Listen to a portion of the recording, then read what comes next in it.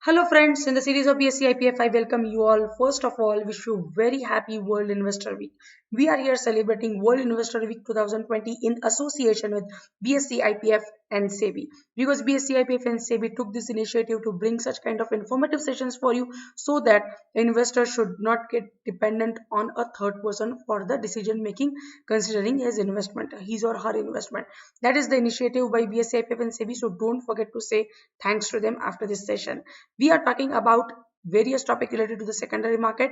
There is a separate playlist on our YouTube channel related to this because this is a series which we have specially designed for World Investor Week. So the investors who wants to know in detail about the initial formalities while coming into the stock market can check out our YouTube channel. So far we have discussed the various aspects related to the secondary market.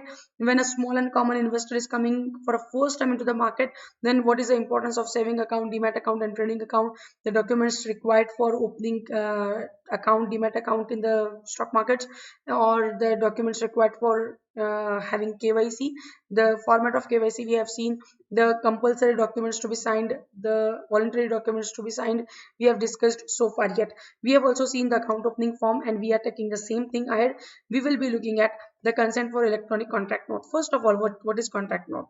It is a legal document which contains the details of the transaction such as securities bought, sold, traded, price, etc.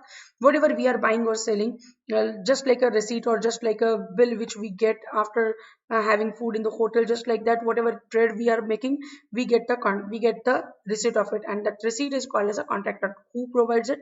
The stockbroker provides it. So it is provided by stockbroker. A contract note is the evidence of the trade done by the stockbroker. If you are very much familiar with the email address, with the email, or if you are familiar using email, then only you should go for electronic contract note, because contract note anyways, according to the SEBI's rule, stockbroker have to provide it. It is compulsory for him, but in the form of in electronic form or physical form, we need to decide, because whenever we say physical form, they may charge some charges for it, but in electronic form we will get it on our email and we can check it out. So if you are familiar with the email, then only we should go for it.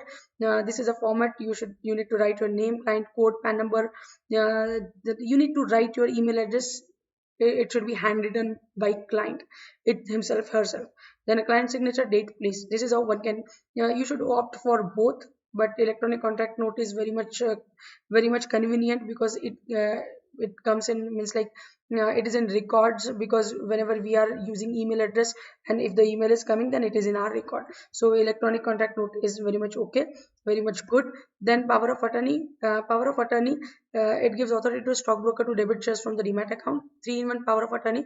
When we are selling, it gives the authorization to debit the shares from the demat account, and if you are buying something, then authorization to debit from linked bank account.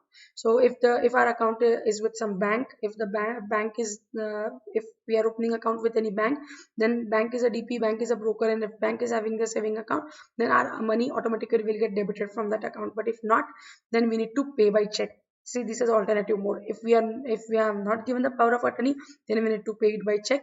uh, other than power of attorney's topic, if we are having account with any broker or authorized person, then also we need to pay we need to pay then the we need to do the payment by check only, or electronic transfer or online fund transfer. But alternative mode, if you are not giving power of attorney, then we need to place delivery sell instruction by using delivery instruction slip, which we have discussed in last session. That what is delivery instruction slip, we have talked about it. So it is very convenient to give power of attorney, but we should be very careful while giving it also. It gives a broker the right to handle the shares. It is an optional document, should not be insisted by a DP. One cannot insist that you have to give the power of attorney like that. Margin obligation to be made given in the form of securities by investor will be by way of pledge or repledge in a depository system. And the again most important topic, not to be considered POA, should not be considered as equivalent to the collection of margin by broker in the respect of securities held in the demat account. So this is the importance of power of attorney. It is very convenient to give power of attorney, or else it becomes very difficult to trade, because every time we will have to pay by check or we have to sign the delivery instruction slip. So power of attorney is very convenient, but we should be careful. Thank you very much for liking our session. Don't forget to say thanks to BSAPF and SEBI. Also, you need to write your name along with the email address in the comment section. Thank you.